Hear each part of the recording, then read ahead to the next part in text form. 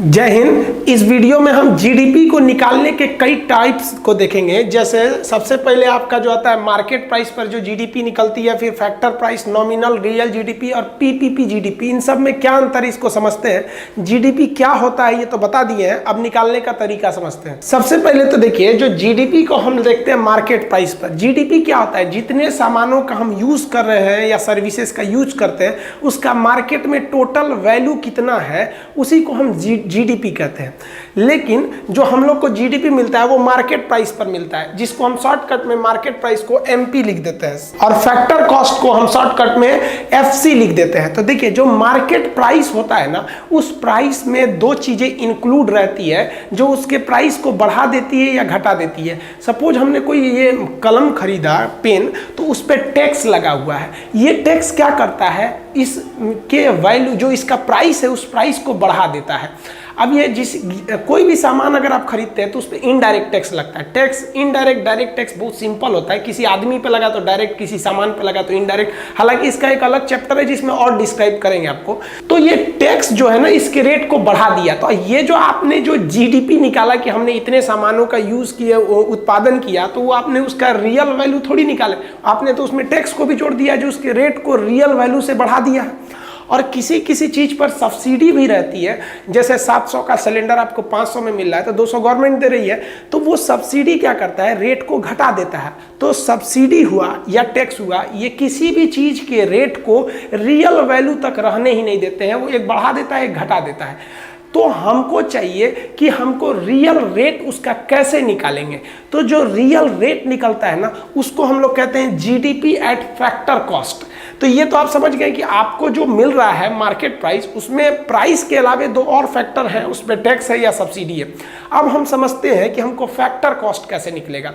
Factor cost निकालने के लिए जो जीडीपी आपने निकाला है मार्केट प्राइस पर, उसमें जो उसके रेट को बढ़ाया था टैक्स, आप उसको घटा दीजिए।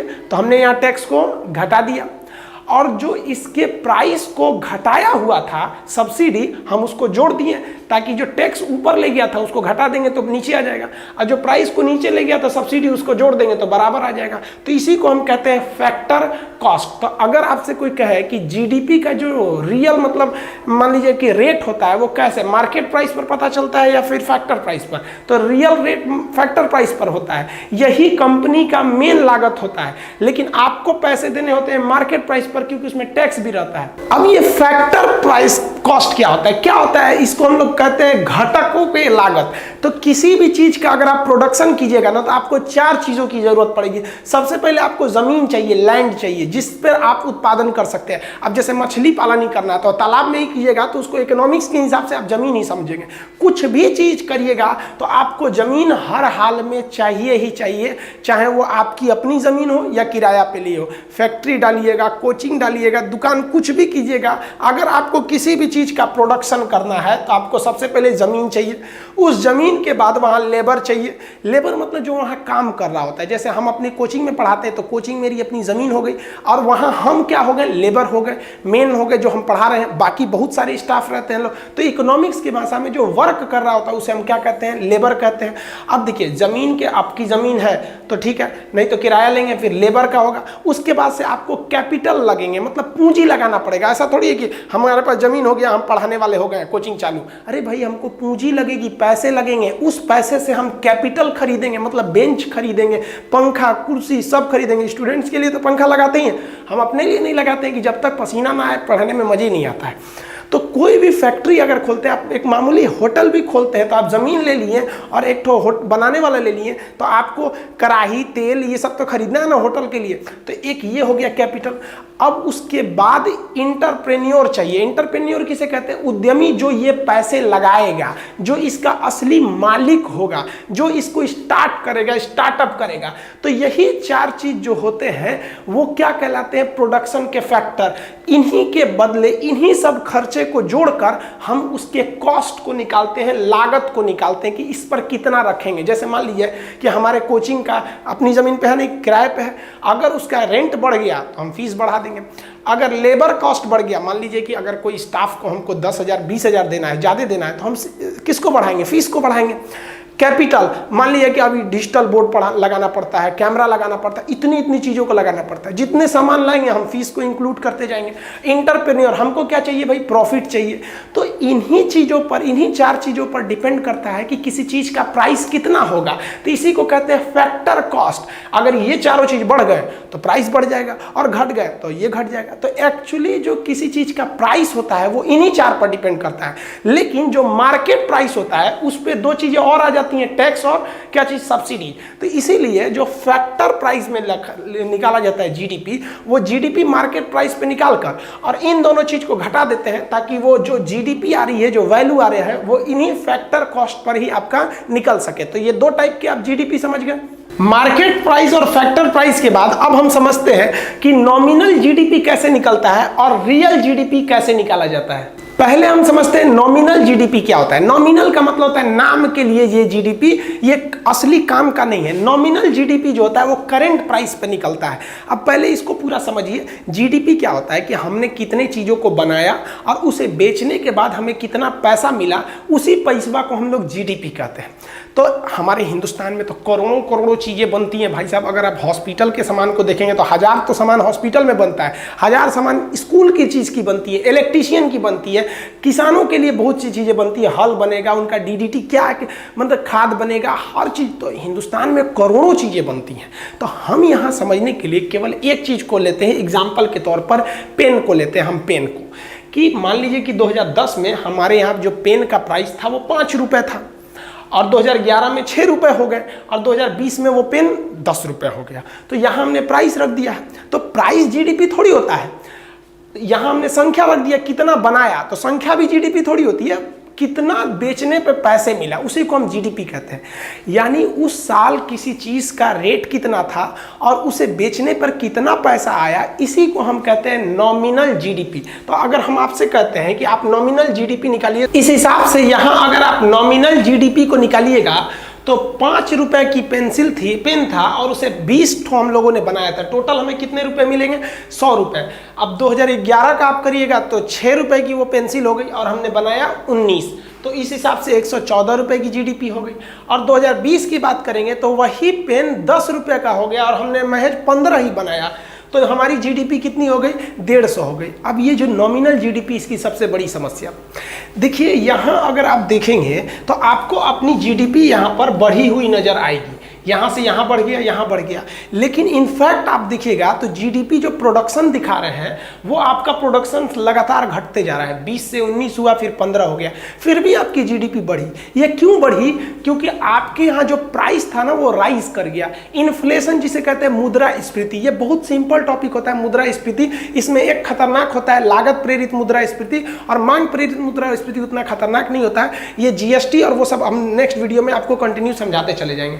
तो यहाँ जो हमारी महंगाई बढ़ गई है ना, इस महंगाई के बढ़ने के कारण हमको जीडीपी बढ़ा हुआ दिख रहा है, बट रियल में हमारी जीडीपी बढ़ी हुई नहीं है। ये हमको केवल नाम मात्र के लिए दिख रहा है। तो हम जब कभी भी जीडीपी को काउंट करते हैं करंट प्राइस के हिसाब से, यानी चालू मूल्य के हिसाब से, तो उसे हम नॉमिनल जीडीपी कहते हैं। ये अच्छा नहीं माना जाता है। तो इसके लिए हमें रियल जीडीपी निकालना पड़ता है। रियल जीडीपी में हम किसी एक साल के, किसी खास साल के, वर्ष के हम प्राइस को फिक्स मान लेते हैं और उसे हम कहते हैं बेस ईयर। जैसे हम यहाँ पर आपके लिए बेस ईयर मान के चल लेते हैं 2010 को, तो हमारा आधार वर्ष जो हो गया वो 2010 हो गया।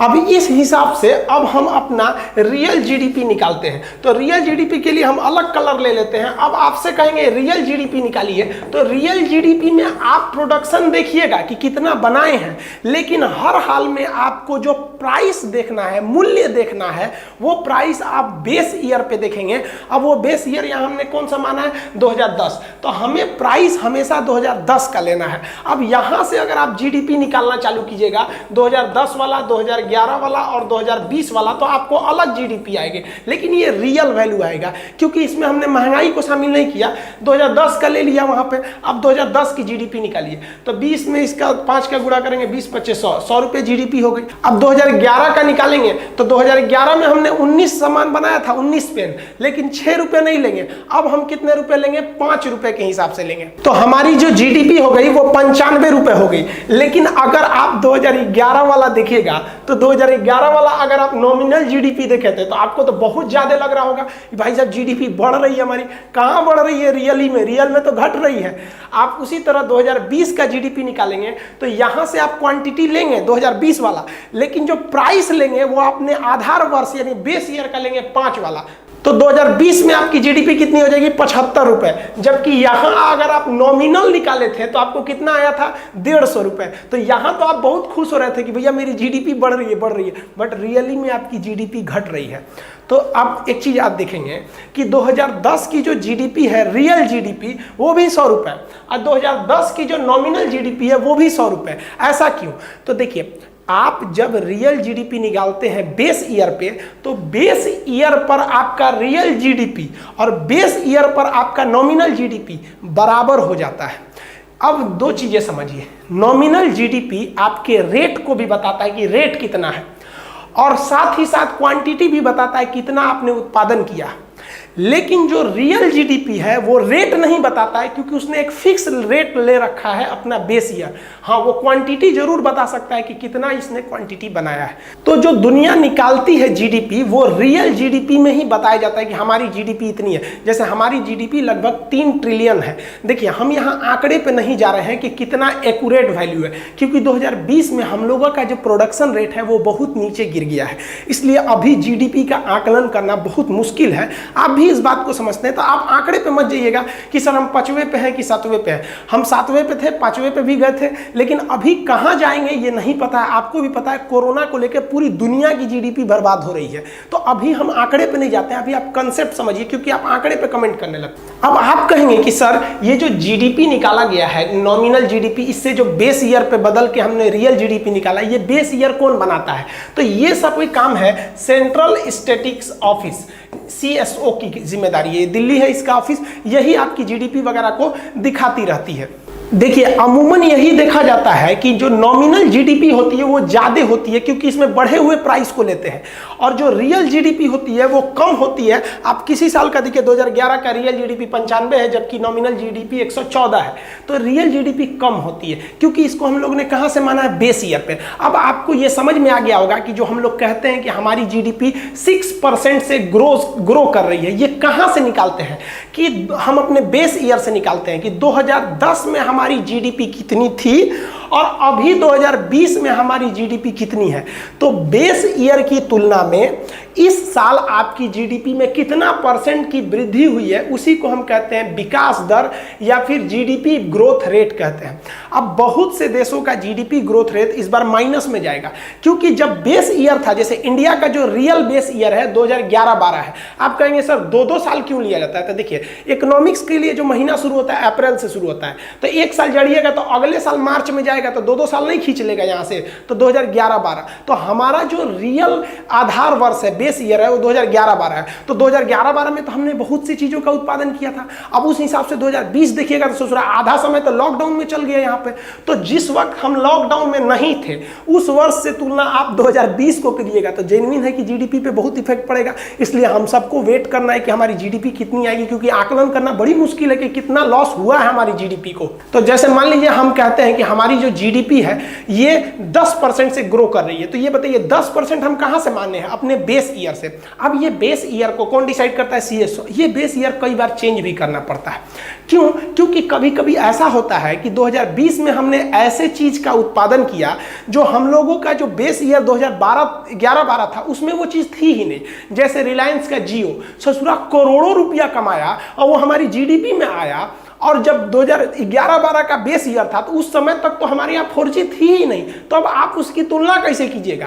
तब वो वाली चीज आपकी नॉमिनल ही काउंट होगी। इसलिए गवर्नमेंट ना हर 6-7 साल बाद कोशिश करती है कि बेस ईयर को चेंज कर दिया जाए, ताकि नई नई चीजों को भी बेस ईयर से तुलना कर सकते हैं। अब इन्हीं रियल जीडीपी और नॉमिनल जीडीपी के रेशियो को हम जीडीपी डिफ्लेटर कहते हैं। जीडीपी डिफ्लेटर क्या होता है कि नॉमिनल जीडीपी जीडीपी में रियल जीडीपी से डिवाइड करके उसका रेशियो निकाल के 100 से गुणा कर दीजिए। अब जैसे आप किसी बेस ईयर के लिए लेंगे 2010 के लिए, तो बेस ईयर के लिए तो नॉमिनल भी 100 है और आपका रियल जीडीपी भी 100 है, तो 100/100 कट जाएगा, आपका डिफ्लेटर कितना आएगा 100। तो 100 जब डिफ्लेटर आता है तो इसके दो रीजन है, या तो आपने रियल बेस ईयर पे ही दोनों जीडीपी नॉमिनल और रियल को काउंट किया है, या फिर ऐसा भी हो सकता है कि आपके देश में महंगाई ही नहीं है। अगर महंगाई होगा ही नहीं तो पेन का रेट हर साल 5 रुपया होगा, तो जो नॉमिनल जीडीपी आएगा वही तो आपका रियल जीडीपी आ जाएगा। तो क्वेश्चन भी पूछता है कि इन्फ्लेशन यानी महंगाई के शून्य स्थिति में जीडीपी डिफ्लेटर कितना होगा 100, या फिर जिस ईयर बेस ईयर है उस वर्ष भी हमारा जो जीडीपी डिफ्लेटर होगा वो कितना आ जाएगा 100 आ जाएगा, बाकी हमेशा चेंज हो जाएगा। जैसे 2011 का लीजिए तो 2011 में नॉमिनल जीडीपी 114 था और जो रियल जीडीपी है वो 95 है, इससे करके यहाँ 100 निकालिए, ये आ जाएगा आपका लगभग 120। हाँ, ये आप काउंट कर लीजिएगा। तो ये हमारा हो गया जीडीपी डिफ्लेटर। आप इन सब का एक स्क्रीनशॉट लेना चाहते हैं ना तो ले लीजिए, ये एकदम एक सिंगल स्लाइड में आपको हर एक चीज समझ में आ जाएगा इसमें। देखिए, अगर रियल जीडीपी की बात करेंगे तो हम लोग लगभग 3 ट्रिलियन जीडीपी के पास हैं, ये लगभग बता रहे हैं हम।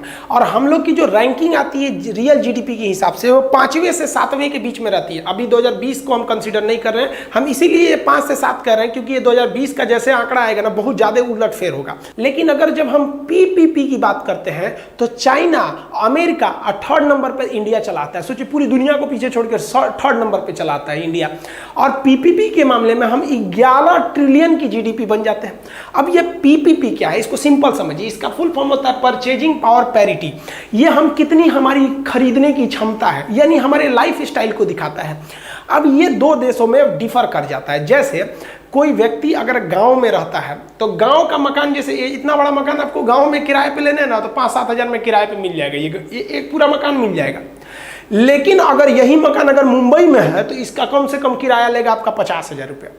तो आप बताइए, अगर कोई व्यक्ति 5,000 रुपया गाँव में कमा रहा है और कोई व्यक्ति 5,000 रुपया मुंबई जैसे शहर में कमा रहा है, तो पैसा तो दोनों का सेम है, यानी रियल इनकम दोनों का सेम है। लेकिन क्या उनकी परचेजिंग पावर बराबर है? क्या वो 5,000 में, जैसे इसकी परचेजिंग पावर इतनी है कि 5,000 में किराया का ये मकान ले सकता है गांव वाला, लेकिन 5,000 में आपको मिलेगा मुंबई में कोई नहीं, खोली मिलेगा, खोली इतना छोटा होता है, उसी में रहिए आराम से। तो परचेजिंग पावर मतलब होता है कि आपका लिविंग स्टैंडर्ड कितना है, उस हिसाब से आप बताइए। जैसे गांव में यदि आप 1 लाख रुपया कमा रहे हैं तो बहुत ही ज्यादा संपन्न है, लेकिन अगर आप अमेरिका के न्यूयॉर्क में जाके 1 लाख रुपया कमा रहे हैं तो किसी काम के नहीं, आपकी गिनती किसी में नहीं हो सकती है। तो परचेजिंग पावर पैरिटी कहता है कि आपने जो रियल जीडीपी निकाला अपने देश का, तो आपको रहना अपने हिसाब से, तो आपके खर्च अलग हैं और अमेरिका वाले का खर्च अलग है। जैसे हमारी जीडीपी 3 ट्रिलियन की रियल जीडीपी है और अगर अमेरिका में भी 3 ही ट्रिलियन हो तो रियल में तो हम दोनों बराबर हैं।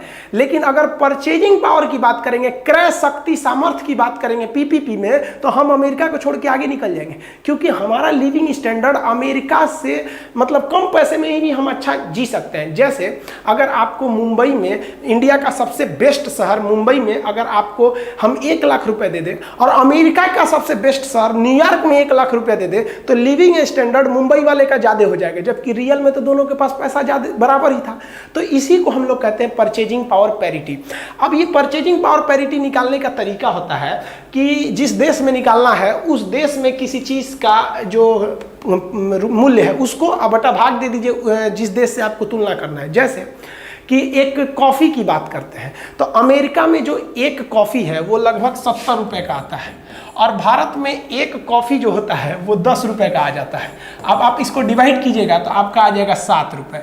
यानी इंडिया के लोग को पास अगर 1 रुपये है तो अमेरिका के लोग के पास 7 रुपये है, तो दोनों की बराबर की ज़िंदगी है, यानी दोनों में 7 गुना का अंतर है। लेकिन आप कहेंगे सर आपने ये केवल कॉफ़ी पे निकाला है, अलग अलग चीज़ पे भी तो हो सकता है, चावल पे, गेहूं पे, हजारों चीज़ हैं, इसलिए निकालने में ना हालत ख़राब हो जाएगा। सबका निकाल के एक एवरेज निकालना पड़ेगा।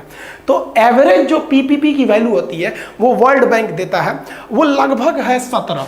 इंडिया का जो पीपीपी वैल्यू है वो 17 रुपये के आसपास है। देखिए ये हम लगभग बता रहे हैं 17 पॉइंट समथिंग है और ये 10-12 साल पे ही चेंज होता है। यानी कोई व्यक्ति अगर अमेरिका में 17 रुपये कमा रहा है तो भारत में वो कितना रुपए के बराबर है, 1 रुपये। यानी 1 रुपये में जितना आप खुशहाल भारत में रह सकते हैं, उससे 17 रुपये में आपको वही जिंदगी जीने के लिए आपको कहाँ जाना पड़ेगा, अमेरिका में। अतः जो चीज़ भारत में 1 रुपये का मिलेगी वो अमेरिका में एवरेज 17 रुपये का मिलेगा। इसी को कहते हैं पीपीपी वैल्यू। इसी के आधार पर हम लोग निकालते हैं। अब ये कैसे निकलता है, अब ध्यान से समझिए। जैसे मान के चलिए कि हम 280 रुपये कमाएं, तो हमने यहाँ पे रियल वैल्यू अपना लिख रहे हैं 280 रुपये, लेकिन ये 280 रुपये हमारी रियल वैल्यू है। तो हम इसको डॉलर के हिसाब से कितना रुपए लेंगे, तो डॉलर को हम मान के चलते हैं 70 रुपये। तो 280 में हम 70 रुपये से भाग देंगे तो आप देखेंगे ये कितने डॉलर के बराबर आ जाएगा, 4 डॉलर के बराबर आ जाएगा। यानी हम जो जिंदगी 280 रुपये में बिता रहे हैं, अमेरिका में वो कितने का आ जाएगा, मतलब 4 डॉलर के बराबर होगा। ये रियल में है जो अभी एक्सचेंज रेट है, लेकिन परचेजिंग पावर में अलग हो जाएगा। परचेजिंग पावर हमारा कितना है, 17 रुपये के बराबर है। तो मान के चलिए अगर हम पीपीपी के हिसाब से देखते हैं तो हमने कितना कमाया, 280 रुपये। लेकिन अब हम परचेजिंग पावर पे देखेंगे पीपीपी के बारे में, तो ये 70 रुपया 1 डॉलर का थोड़ी लेंगे।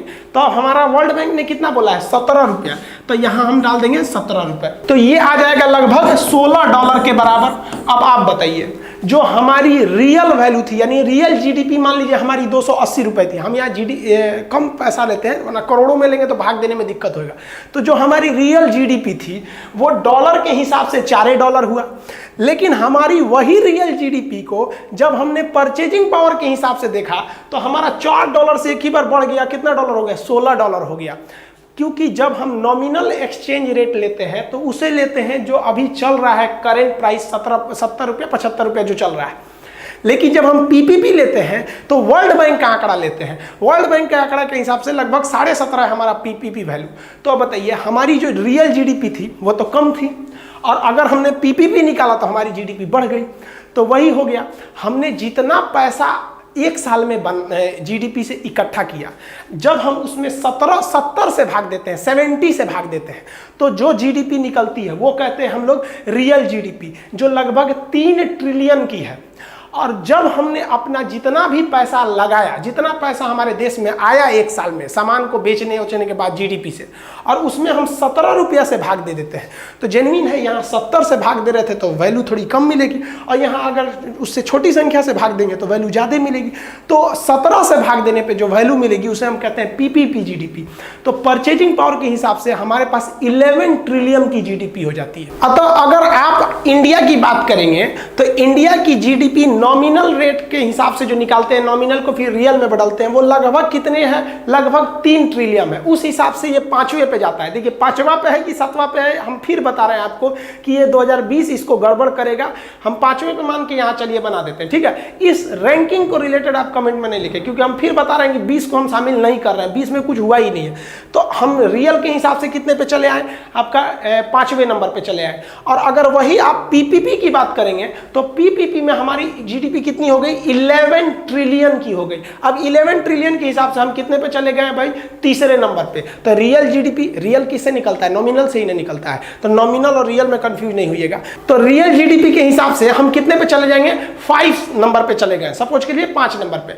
लेकिन अगर हम पीपीपी की बात करेंगे तो पीपीपी के हिसाब से हम अपनी जीडीपी के कहां पे चले आए, 3रे नंबर पे चले आए। तो आप ये जीडीपी समझ गए। तो इस तरह से आप जीडीपी का मार्केट प्राइस भी देख लिए, फैक्टर क्रॉस प्राइस देखें, नॉमिनल देखें, रियल जीडीपी देखें और पीपीपी देख लिए। इसके हिसाब से हम 3rd पे चले गए। एक चीज और देखिएगा, जब आप रियल जीडीपी निकालेंगे ना तो आपको 5वें नंबर पे दिखाएगा वर्ल्ड बैंक, आईएमएफ दिखा देगा 7वें नंबर पे। दोनों के मापदंड थोड़े से अलग भी होते हैं। तो रैंकिंग पे हम लोग इस पे ज्यादा नहीं करते हैं। आप कॉन्सेप्ट समझ गए। अब नेक्स्ट हम समझेंगे कि जीएसटी क्या है और ये क्रॉलिंग कैसे होता है और रुपया और डॉलर में इतना डिफरेंस कैसे आ जाता है।